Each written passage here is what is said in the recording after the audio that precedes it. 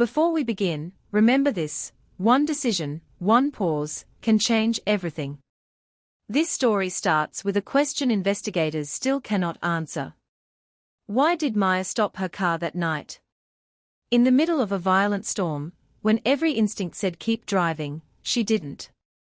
What she saw in the darkness pulled her into a world of power, deception, and danger. And it all began with a stranger trembling by the roadside. Most people would have driven past.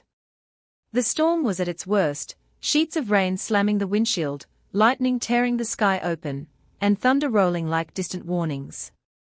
But that night, on a lonely stretch of road outside town, a single mother named Maya made a decision that altered the course of her life forever.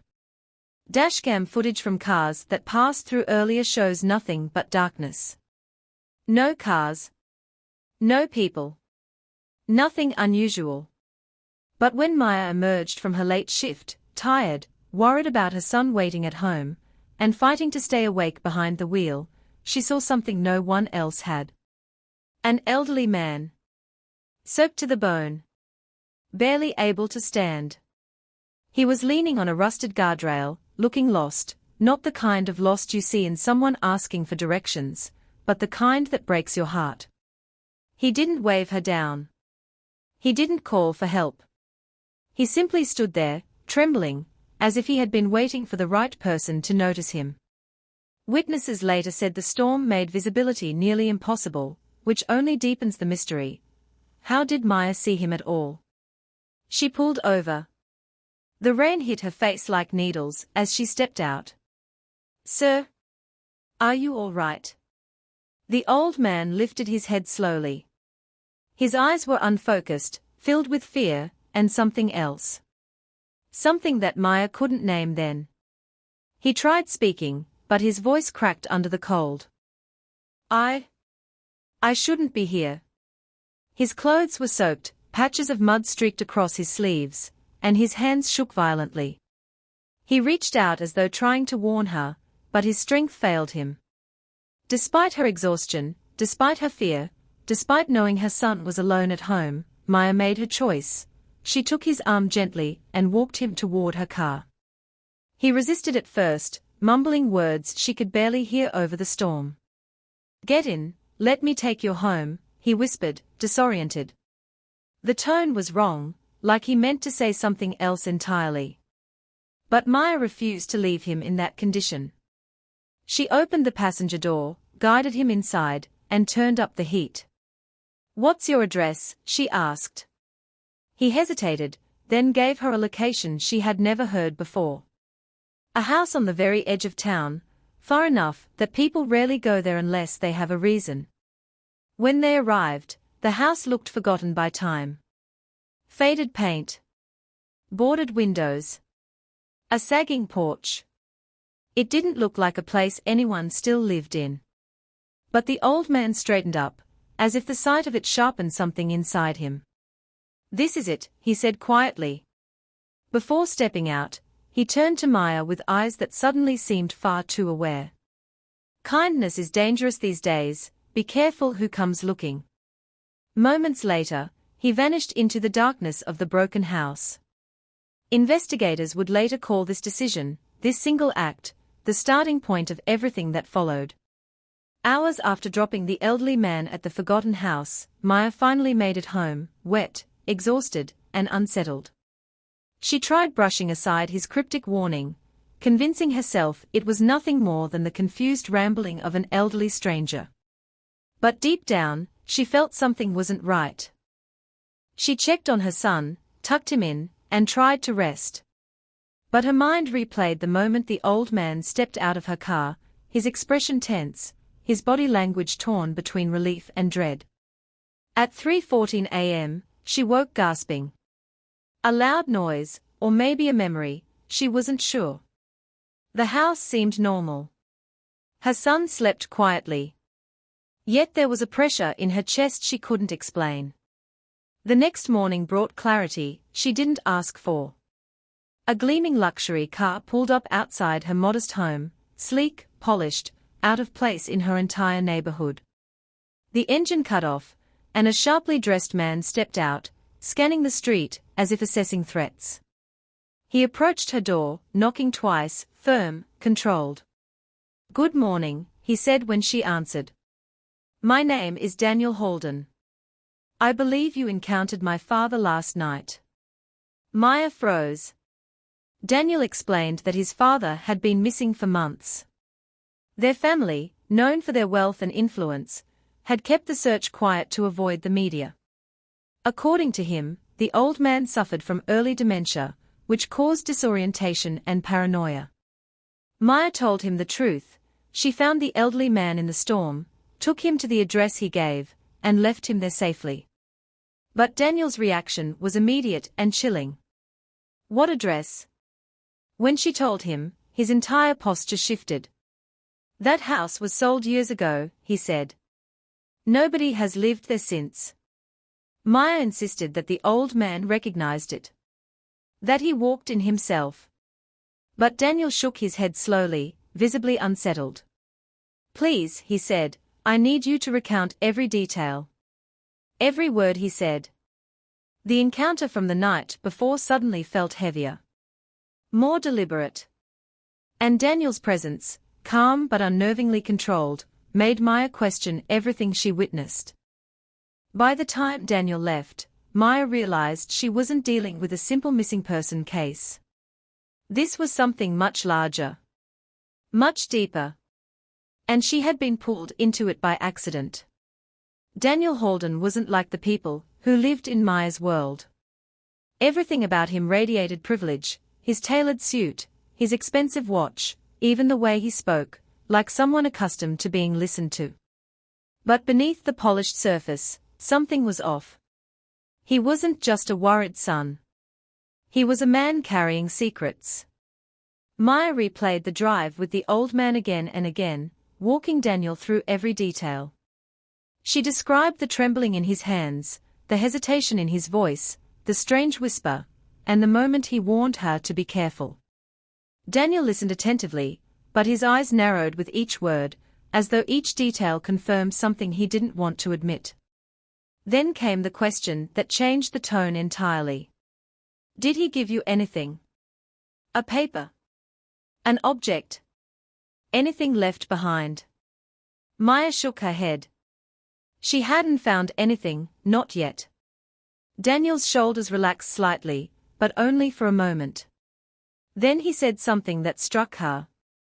"My father wasn't just missing. He was running."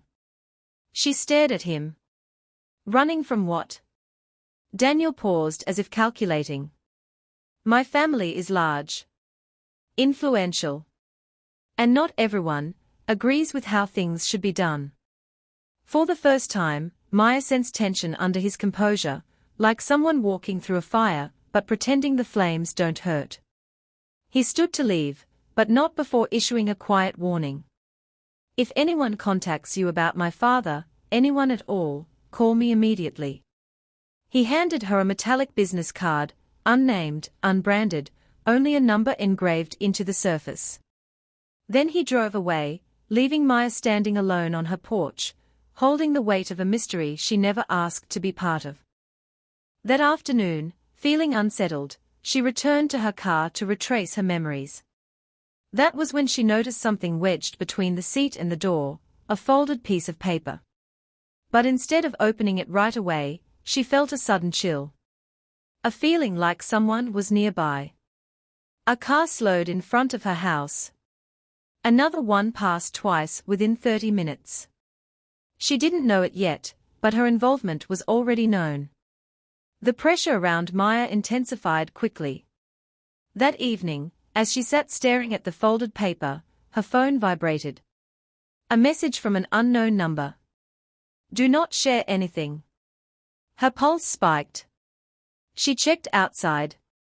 No unusual cars. No people. But the sensation of being observed followed her like a shadow. Moments later, Daniel returned. Not in a luxury car this time. Not dressed in a suit. Casual clothes. Tensed face. Urgent energy. "We need to talk," he said. Inside, he revealed the truth. at least the portion he was willing to expose. His father had been part of a corporate empire run by extended family, cousins who managed most of the financial operations. Recently, the elderly Mr. Holden discovered irregularities, transactions hidden from the board, funds disappearing through shell accounts, major decisions being implemented without transparency. He confronted them, Daniel said. And 2 weeks later, he vanished. Authorities were told he wandered off due to his memory issues. But Daniel knew better. My cousins are capable of things you don't want to imagine, he admitted. And if my father trusted you enough to speak to you, that means you saw something they don't want anyone to know existed. Maya stared at him, unsettled. She had no involvement in corporate battles. No reason to be dragged into a wealth-fueled war. Yet somehow, she was now connected to the most critical piece of the puzzle. She was the last person to see the old man alive. Maya finally opened the folded paper. It wasn't a note. It was an old family document, worn edges, faded ink. A document placing Daniel, not the cousins, as the rightful successor to the Holden estate and its assets. A document that threatened the entire corporate structure. Daniel looked at it with shock and fear. They knew he had this, he whispered. That's why they are after him. Maya realized then that what she found wasn't a coincidence. She had stumbled into a fight that involved wealth, power, inheritance, and the lengths people go to protect what is not rightfully theirs. The decision to return to the abandoned house wasn't simple. Maya didn't want to get involved anymore, but pulling away was no longer an option. Daniel insisted that if his father had been there, they needed to confirm whether he left clues behind, or if someone else had already reached him. The drive to the edge of town was long and tense. Trees swayed violently in the wind, their branches scraping against one another like warnings. The house finally came into view, its outline stiff and lifeless against the grey sky. Inside, dust coated the floor thickly.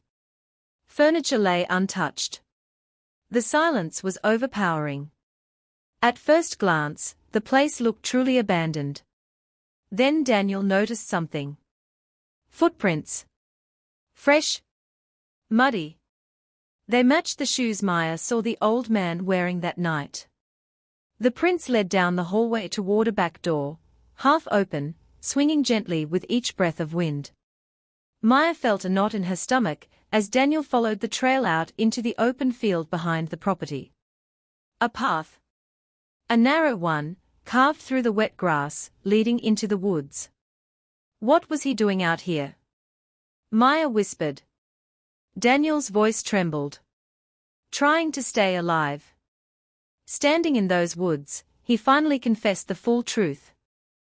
His father had discovered the fraudulent financial network orchestrated by Daniel's cousins. When he confronted them, they threatened him subtly at first. Then the threats grew more direct. Surveillance. Intimidation. Attempts to destabilize him mentally. He didn't run because of confusion, Daniel said. He ran because he knew they would rather destroy him than lose control. Now Maya understood the weight of the old man's warning. Be careful who comes looking. Before leaving the woods, Daniel found a torn piece of the same document Maya discovered, proof that his father intentionally scattered clues, hoping someone would find them. The realization hit Maya hard.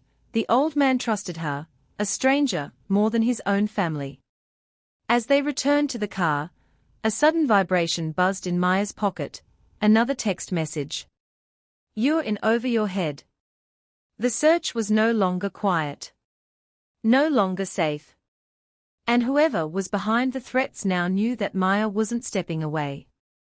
If you want more intense real-life inspired mystery thrillers like this, subscribe now. Turn on notifications, because the deeper this story goes, the darker it gets. Comment below, would you have stopped your car that night?